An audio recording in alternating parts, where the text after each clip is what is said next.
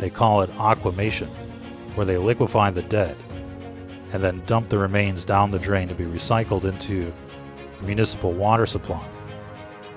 And so people are drinking it, they're showering in it, they're doing their laundry in it, and this is happening in most states across the country. In most major cities, they're recycling dead people and feeding it to the living. What does that mean exactly? And they're grinding up the bones into powder. They call this calcium phosphate, which is going to be used for food processing, undoubtedly. Maybe in your vitamins. And so what are the implications when people start eating dead people, like cannibalism? Is there going to be kuru running around out there? Mad cow disease? What about in a spiritual sense?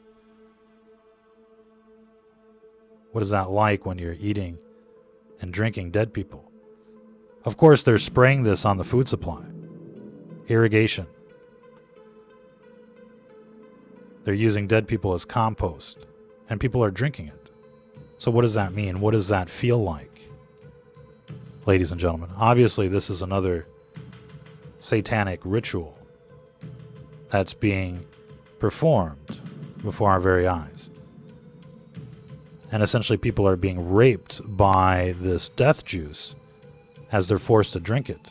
Talk about drinking the Kool-Aid. Now they're drinking dead people in the major cities. That's why they're all crazy in these big cities. They're drinking dead people, and they don't even know it, for the most part. And they keep finding human DNA in the food supply. What do you think that's all about? It's probably not just aquamation, but they're probably grinding babies and who knows what else in these meat processing plants so that people will eat human flesh without even knowing it. That's how these cult members get their kicks, ladies and gentlemen, quite literally. So aquamation has been around for about 10 years now, and it's spread to nearly every state and every major city because they're running out of space, they say, in the cemeteries. They just can't build a new one outside of town, so they're going to liquefy you. And it's like the movie The Matrix. How long before people end up in pods like this, connected to the Matrix? Probably sooner than you think, ladies and gentlemen. We're well on our way to transhumanism and assimilation. But this is some scary technology, because this can be deployed in all sorts of different ways, and people can disappear and just end up down the drain. Don't ask us what the video guy is doing on vacation. So there's all sorts of different models and all sorts of different types according to the reports. There's the hardcore hydrolysis, and then there's the soft hydrolysis. And the difference is the temperature and the time it takes to dissolve a body. It can take between 3 hours and 8 hours. So imagine you've got a laundromat like this somewhere. How many people can disappear in a day in a laundromat just like this with these types of washing machines? Undoubtedly, we'll be seeing facilities like these connected to the quarantine camps in the beginning.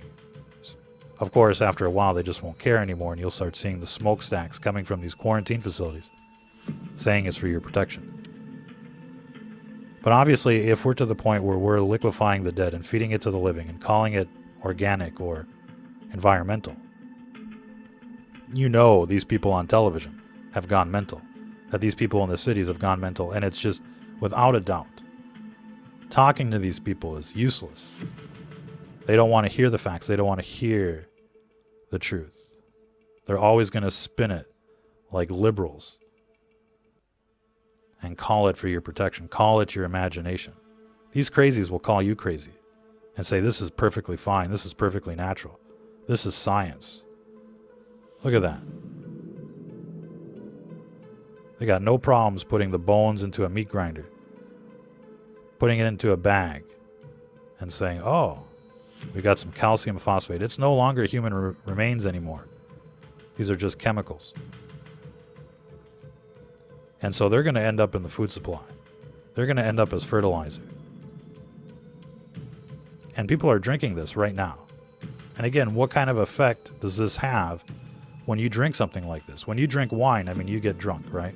What happens when you're drinking this type of juice? You hear about the cult members drinking the adrenochrome. What about the average sheeple that's being fed this death juice? What does that do to them?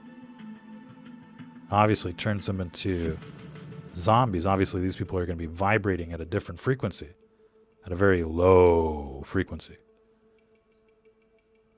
But you just can't imagine dumping this into the water supply.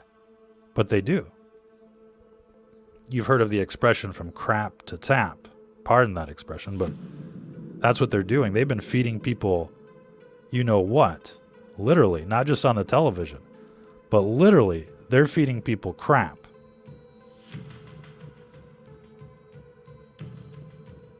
And they've been doing this for years. And now they're feeding the city dwellers dead people. But it tastes, it tastes just like tap water. You ever wonder why your tap water comes out cloudy and then it dissipates, turns clear? That's all the chemicals doing their magic.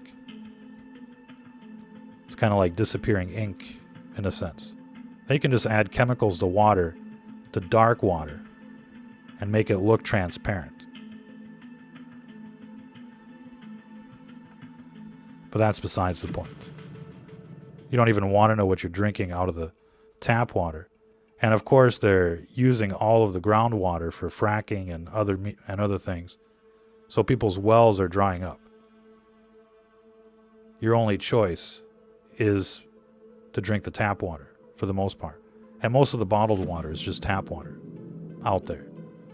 Most of the stuff that you find at the grocery store or the gas station, it's no better than this. It's probably even worse. And this is why we talk about it all the time. They're poisoning the water.